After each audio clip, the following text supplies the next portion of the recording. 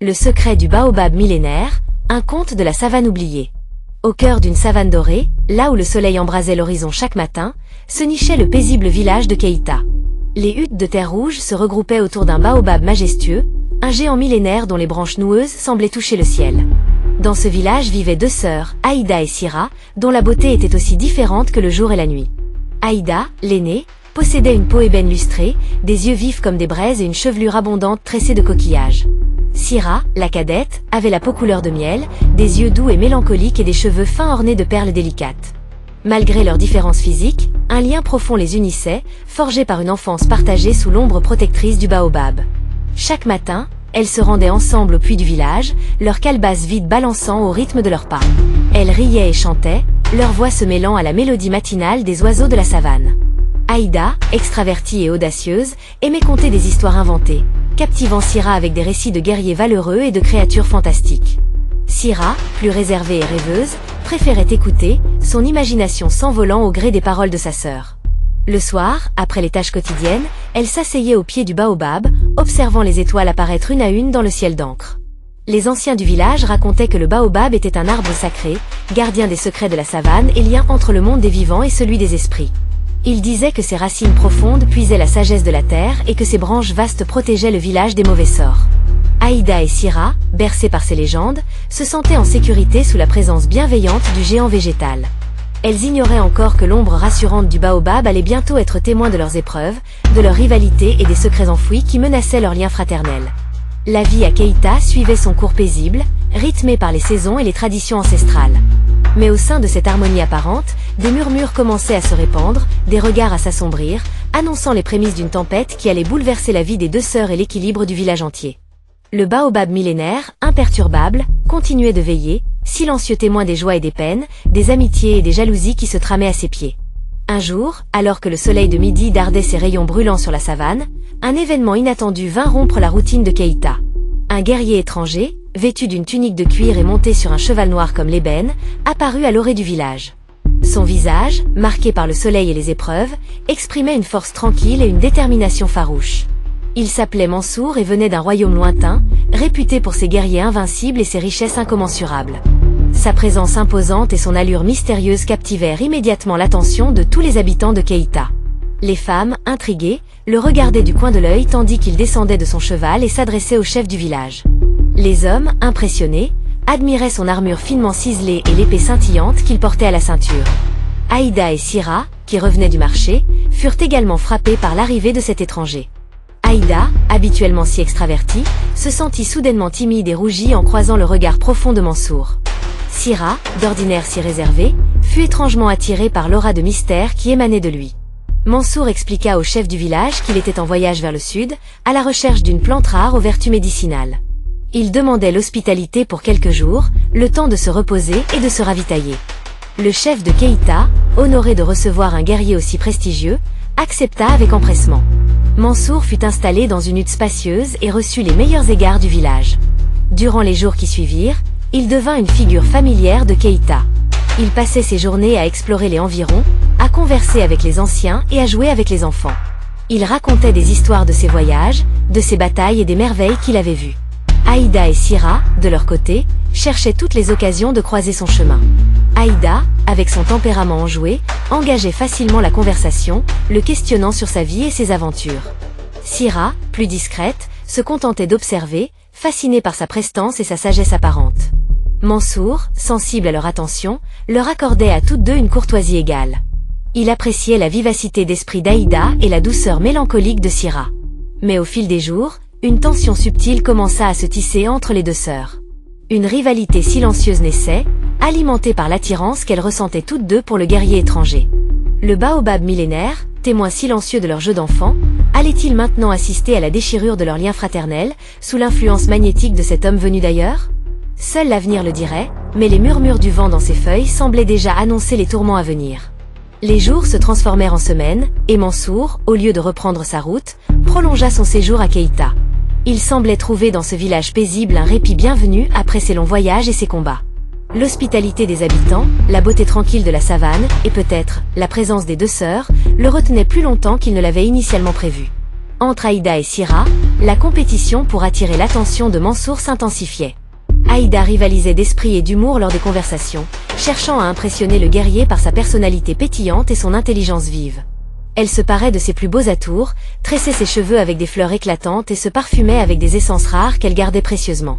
Syrah, quant à elle, misait sur sa douceur et sa sensibilité. Elle offrait à Mansour des fruits frais et des boissons rafraîchissantes, lui racontait des poèmes mélancoliques et lui montrait les plus beaux couchers de soleil sur la savane. Elle portait des robes aux couleurs douces et apaisantes, et laissait flotter ses cheveux au vent, révélant sa beauté naturelle et délicate. Mansour, conscient de cette rivalité naissante, s'efforçait de rester impartial. Il appréciait les qualités de chacune et trouvait du charme dans leurs différences. Cependant, au fond de son cœur, une préférence commençait à se dessiner. Il était attiré par la douceur mélancolique de Syrah, par sa capacité à écouter et à comprendre sans mots, par la profondeur de son regard silencieux. Un soir, alors que le village se préparait pour la fête de la pleine lune, Mansour prit une décision. Il demanda à parler au chef du village et lui annonça son intention de choisir une épouse parmi les deux sœurs. La nouvelle se répandit comme une traînée de poudre dans Keïta. L'excitation et la curiosité étaient à leur comble. Qui Mansour allait-il choisir? L'audacieuse Aïda ou la douce Syrah? Les paris allaient bon train, les conversations animées se multipliaient. Aïda, confiante en ses charmes et son esprit, se persuadait d'être le choix évident. Syrah, rongée par le doute et la timidité, craignait d'être délaissée et de voir sa sœur triompher. Au moment où la lune ronde et brillante illuminait le ciel, Mansour, vêtu de sa plus belle tunique, se présenta devant les deux sœurs, rassemblées au pied du baobab millénaire. Son regard grave et solennel se posa sur elles. Le silence se fit lourd et palpable, interrompu seulement par le crissement des grillons et le souffle léger du vent dans les feuilles du géant végétal. Mansour prit la parole, sa voix résonnant doucement dans la nuit étoilée. Son choix allait-il combler de joie l'une des sœurs et plonger l'autre dans le désespoir? Quel impact cette décision aurait-elle sur l'harmonie fragile de Keïta? Qu'en pensez-vous, chers spectateurs? Qui selon vous Mansour choisira-t-il et pourquoi? N'hésitez pas à laisser votre pronostic en commentaire. L'attente était à son comble, le destin des deux sœurs suspendu à la parole du guerrier étranger. Mansour respira profondément, puis, d'une voix claire et assurée, il prononça le nom de celle qu'il avait choisie. Syrah, dit-il, son regard se posant tendrement sur la cadette. C'est toi que mon cœur désire. Un silence de mort accueillit ces paroles. Syrah, les yeux emplis de larmes de joie, se laissa tomber à genoux, submergée par l'émotion. Elle releva le visage vers Mansour, un sourire timide illuminant ses traits délicats. Aïda, en revanche, resta figée, le visage pétrifié par la surprise et l'incompréhension. Un éclair de colère noire traversa ses yeux de braise. Elle ne pouvait pas croire ce qu'elle venait d'entendre. Elle, Aïda, la brillante, la vive, la séduisante, avait été rejetée au profit de sa sœur, la douce et effacée Syrah. L'humiliation était insupportable. Elle sentait la jalousie la consumeur de l'intérieur, une flamme dévorante qui menaçait de tout brûler sur son passage. Sans un mot, sans un regard pour sa sœur ou pour Mansour, Aïda se retourna et s'enfuit dans la nuit, laissant derrière elle un silence pesant et chargé de tension. Mansour, le visage assombri, observa sa fuite silencieuse. Il avait anticipé la déception d'Aïda, mais pas une réaction aussi violente et abrupte.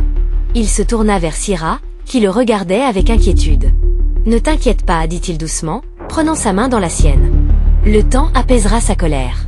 Sa sœur finira par comprendre que mon choix n'est pas un rejet de sa valeur, mais simplement une inclinaison de mon cœur. » Syrah hocha la tête, sans être totalement convaincue.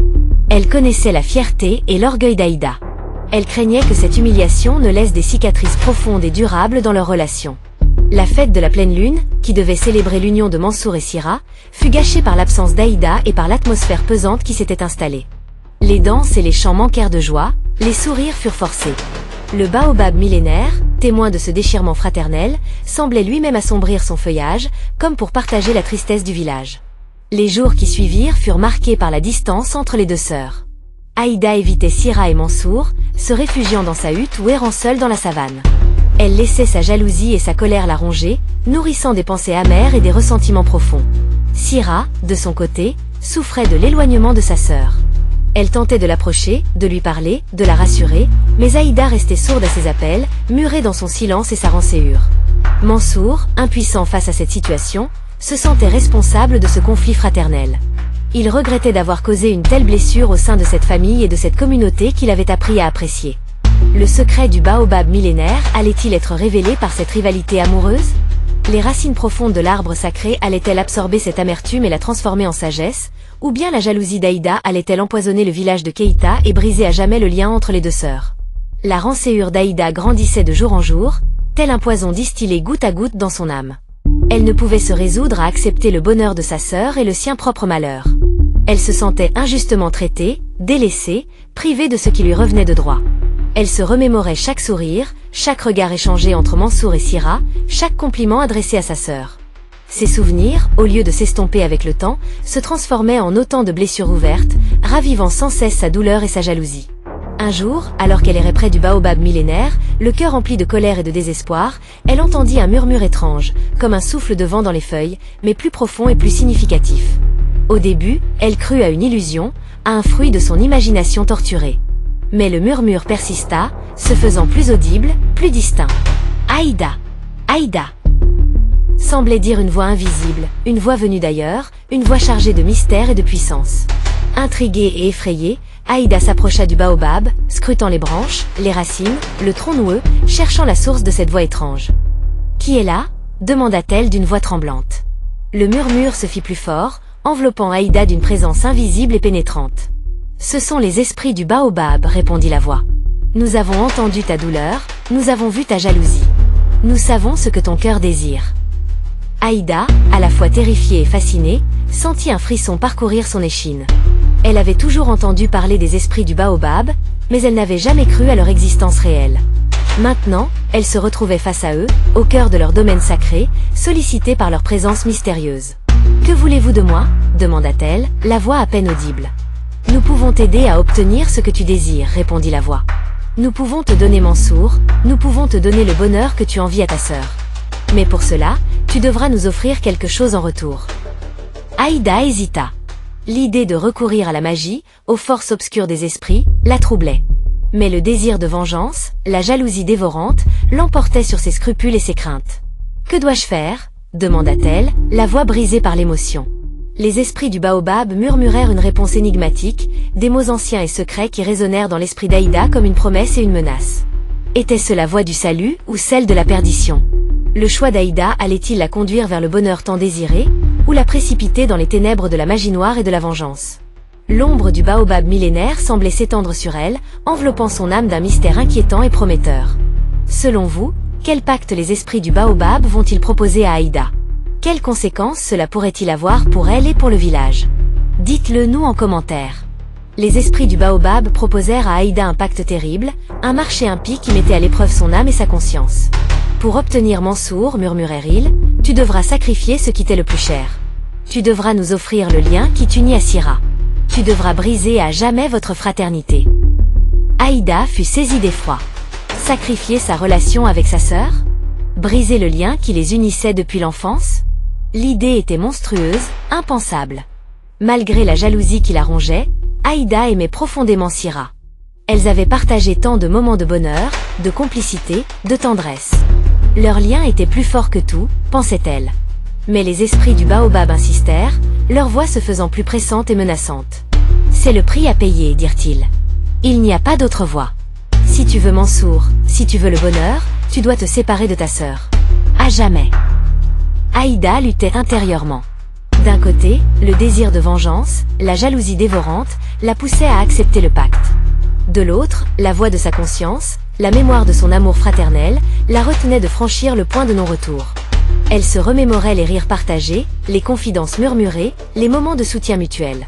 Comment pouvait-elle sacrifier tout cela pour un homme, pour une illusion de bonheur?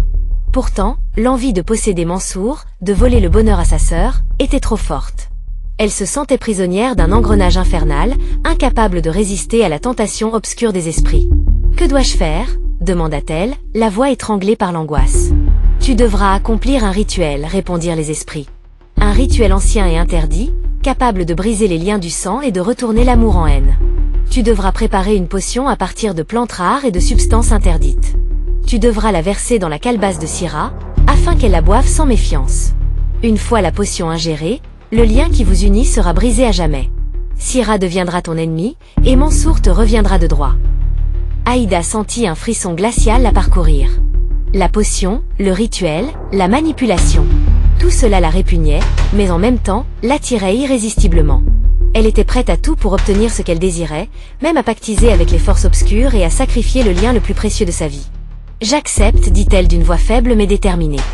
Les esprits du baobab poussèrent un murmure satisfait, comme un souffle de vent mauvais dans les branches de l'arbre. Le pacte était scellé. Aïda avait franchi le seuil de l'obscurité, se liant à des forces qui la dépassaient et qui risquaient de la consumer corps et âme. Guidée par les murmures des esprits du baobab, Aïda se lança dans la préparation de la potion maléfique. Elle se rendit dans les profondeurs de la savane, à la recherche des plantes rares et des substances interdites que les esprits lui avaient indiquées. Elle cueillit des fleurs vénéneuses aux couleurs sombres et inquiétantes, des racines noueuses et torturées, des feuilles sèches et craquelées. Elle récolta des larmes de crocodile, du venin de serpent, des plumes de vautour, des os de hyène. Chaque ingrédient, macabre et répugnant, ajoutait une touche de noirceur à la potion en devenir. Aïda travaillait en secret, cachée dans sa hutte, loin des regards indiscrets du village. Elle mélangeait, pilait, broyait les ingrédients, suivant scrupuleusement les instructions des esprits. L'odeur âcre et nauséabonde qui se dégageait de la potion emplissait la hutte, imprégnant ses vêtements et sa peau. Elle se sentait sale et impure, souillée par la magie noire qu'elle manipulait. Pourtant, elle continuait, poussée par son obsession et sa détermination sans faille. Elle visualisait Mansour dans ses bras, Syrah réduite à néant, son bonheur enfin à portée de main. Cette vision la galvanisait, la rendait insensible à la nausée, à la peur, au remords.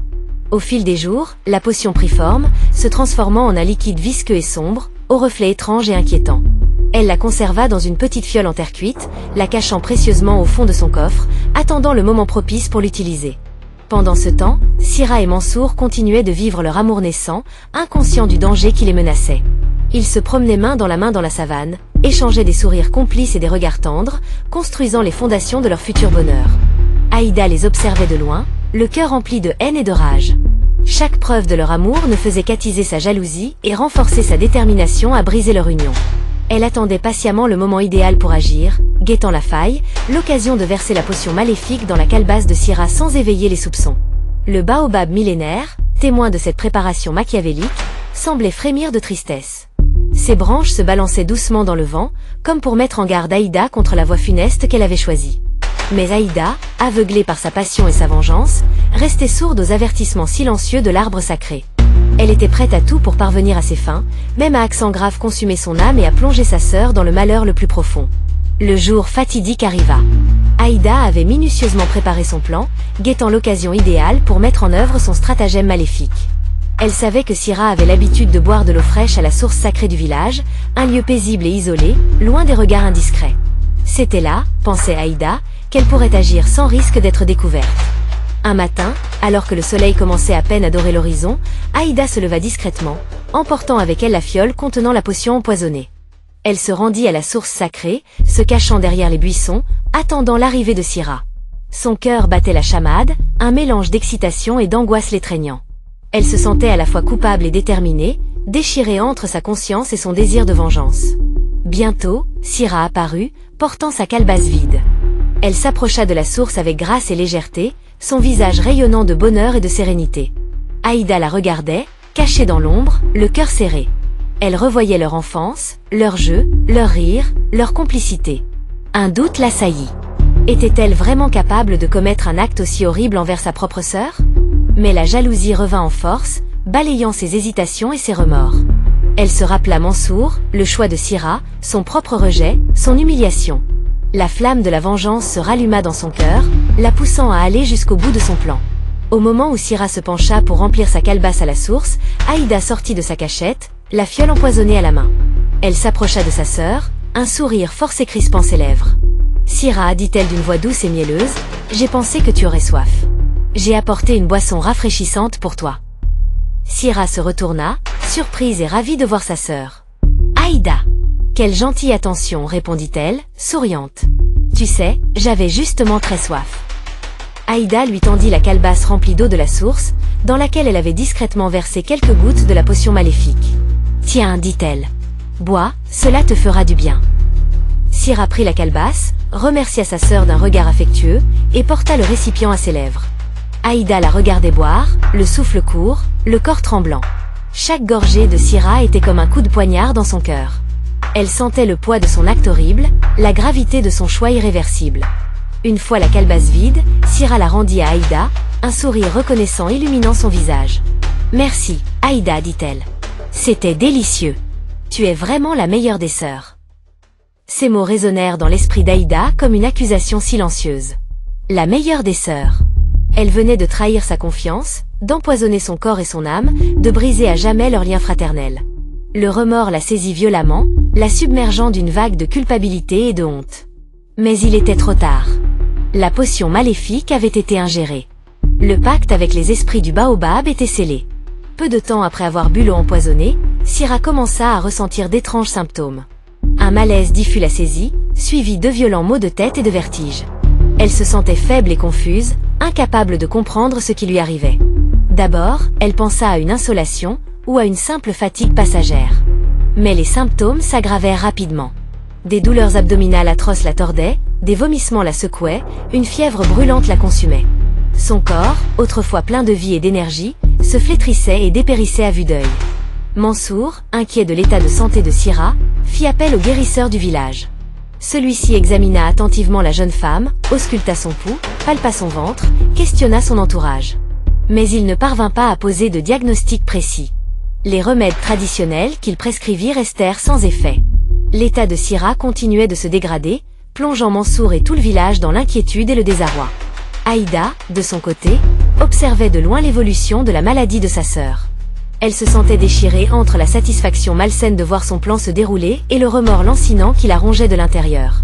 Elle voyait la souffrance de Syrah, l'angoisse de Mansour, la tristesse du village. Elle comprenait l'ampleur de son geste, la profondeur de sa cruauté. Les esprits du baobab l'avaient trompée. Le bonheur promis n'était pas au rendez-vous. Seule la culpabilité, la honte et le désespoir remplissaient son cœur. Un soir, alors que Syrah agonisait sur son lit de malade, Aïda se rendit au pied du baobab millénaire, le cœur brisé par le remords. Elle implora les esprits de la délivrer de son pacte, de revenir en arrière, de sauver sa sœur. « Esprit du baobab, supplia-t-elle en larmes, je me suis trompée. Je ne veux pas le bonheur à ce prix. Reprenez votre potion, annulez votre sort. Je renonce à Mansour, je renonce à ma vengeance. Sauvez Syrah, je vous en conjure. » Les esprits du baobab répondirent par un murmure froid et impitoyable. « Le pacte est scellé, dirent-ils. Il est trop tard pour revenir en arrière. Tu as choisi la voie de l'obscurité, tu dois en assumer les conséquences. La potion a fait son œuvre. Syrah est condamnée. Et ton bonheur sera construit sur ses cendres. » Aïda s'effondra au pied du baobab, terrassée par le désespoir. Elle comprenait qu'elle avait perdu Syrah à jamais, qu'elle avait sacrifié son âme pour une chimère, qu'elle était prisonnière d'un pacte infernal dont elle ne pourrait jamais se libérer. Malgré les efforts du guérisseur et les prières des villageois, Syrah succomba à la maladie mystérieuse qui la rongeait. Sa mort plongea Keïta dans un deuil profond et une tristesse infinie. Mansour, le cœur brisé, pleura la disparition de sa bien-aimée, inconsolable et accablé par le chagrin. Aïda, rongée par la culpabilité, assista aux funérailles de sa sœur, les yeux secs et vides. Elle se sentait responsable de ce drame, coupable d'avoir brisé l'harmonie du village et d'avoir anéanti le bonheur de tous. Après l'enterrement, Aïda retourna au pied du baobab millénaire, cherchant refuge et réconfort auprès de l'arbre sacré. Mais cette fois, les murmures des esprits n'étaient plus accueillants ni prometteurs. Ils étaient menaçants, accusateurs, vengeurs. « Tu nous as trahis, murmurèrent-ils. Tu as rompu ton pacte. Tu as imploré notre pitié alors que tu avais choisi la vengeance. Tu dois payer le prix de ta trahison. » Aïda comprit avec effroi que les esprits du baobab n'étaient pas des alliés bienveillants, mais des forces obscures et impitoyables, prêtes à se retourner contre ceux qui pactisaient avec elle. Le châtiment ne tarda pas à s'abattre sur Aïda. Un mal mystérieux la frappa à son tour, la consumait de l'intérieur, comme la potion maléfique avait consumé Syrah. Son corps se flétrit, ses cheveux tombèrent, sa peau se couvrit de plaies purulentes. Elle souffrait atrocement, tourmentée par la maladie et par les remords. Le village de Keïta, effrayé par cette nouvelle malédiction, se détourna d'Aïda, la considérant comme une paria, une pestiférée, responsable du malheur qui s'était abattu sur eux. Seule, abandonnée de tous, Aïda agonisa longuement, rongée par la douleur physique et morale. Avant de mourir, elle confessa son crime, révélant le pacte avec les esprits du baobab, la potion empoisonnée, sa jalousie et sa vengeance. Ces paroles, glaçantes et déchirantes, confirmèrent les soupçons des villageois et les horrifièrent au plus haut point. Après la mort d'Aïda, les anciens du village décidèrent de prendre des mesures radicales pour conjurer la malédiction du baobab. Ils organisèrent un grand rituel de purification, invoquant les esprits bienveillants de la savane et implorant leur pardon. Ils coupèrent une branche du baobab millénaire, symbole de sa puissance maléfique, et la brûlèrent lors d'un grand feu purificateur. Peu à peu, la paix revint à Keïta. Le deuil s'apaisa, les blessures cicatrisèrent. Mansour quitta le village, emportant avec lui le souvenir de Sira et la leçon amère de cette tragédie. Le baobab millénaire, mutilé mais toujours debout, continua de veiller sur Keïta, portant la mémoire des sœurs et le châtiment de la jalousie. L'histoire d'Aïda et Sira fut transmise de génération en génération, devenant un conte populaire, une mise en garde contre les dangers de l'envie, de la vengeance et des pactes obscurs. Et vous, qu'avez-vous retenu de cette histoire? Quelles leçons pouvons-nous en tirer pour nos vies? N'hésitez pas à partager vos réflexions en commentaire. Et si cette histoire vous a plu, abonnez-vous à la chaîne pour découvrir d'autres contes et légendes inspirantes.